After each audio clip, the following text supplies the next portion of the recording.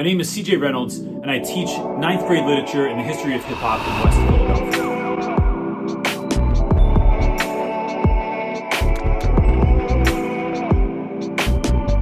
No, she's 17. Let me ask you this. What? I'm just amazing. Good job.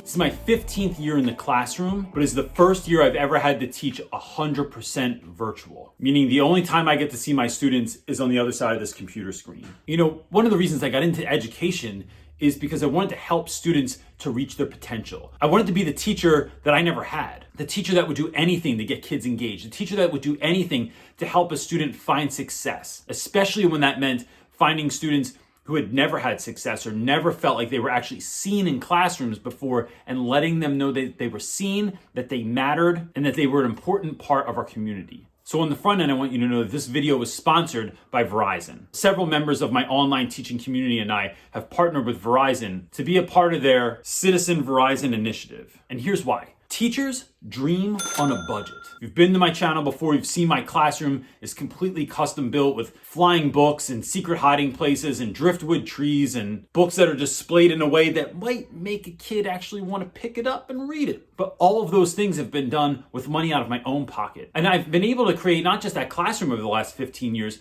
but all of the lessons, all of the resources have been pieced together, created, collected from other places, and kind of pulled together like the ingredients to a really great menu to make our classroom learning experiences engaging, fun, motivating, inspiring, and mostly student-led. But now, learning from home, I'm in my laundry room. All the cool stuff I did in the classroom exists in the classroom, and I'm not really sure how to always translate that to the virtual world. And when you Google stuff, I mean, dude, there's so many options. It's like, where do you even start picking? And a lot of those online options cost a lot of money. Even if you get the free version, there's always like the updated version that just helps you out a little bit more. And there's so much recreation in my classroom right now, from learning how to use all these different platforms that we're having to use, to watching 2 to 5 minute videos for every single platform thing that I need to do on that platform because I don't know how to do anything and it's not intuitive and it's making me insane. All of this is a reason that I've chosen to work with Verizon. The Citizen Verizon Initiative is doing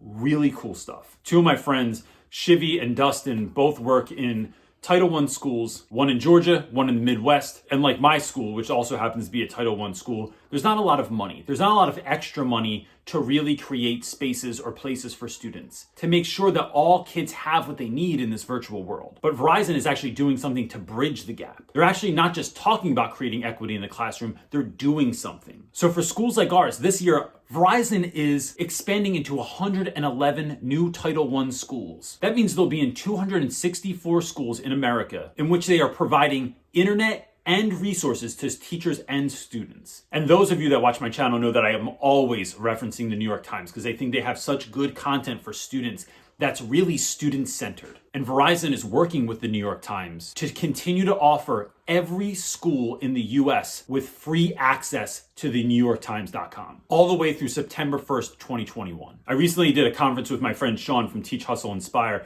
and we were talking about really thinking about this thing of equity in the classroom and how are we meeting students' needs that might be different than the average needs of most of our students. And one of the things that I love that I was looking at on as one of the resources that Verizon provides is how iPads can be a tool for learners with special needs. So these are actual things that like a teacher like me, who's never had one-to-one until this year, can be thinking about how am I reaching students with learning differences through technology, with ideas like using voiceovers, using text-to-speech applications, making print larger or using bold text, or just tapping in the Zoom from their iPad. They have classroom management strategies for online learners, tips and tricks to use for all of your different devices, and a whole area that talks about STEM, which my friend Becky, who is literally not only the science teacher I wish I had when I was a kid, she's the science teacher I wish my kids had. She's been spending this entire school year so far working outside. She's not even in the classroom. For safety precautions, she keeps her students outside and they do everything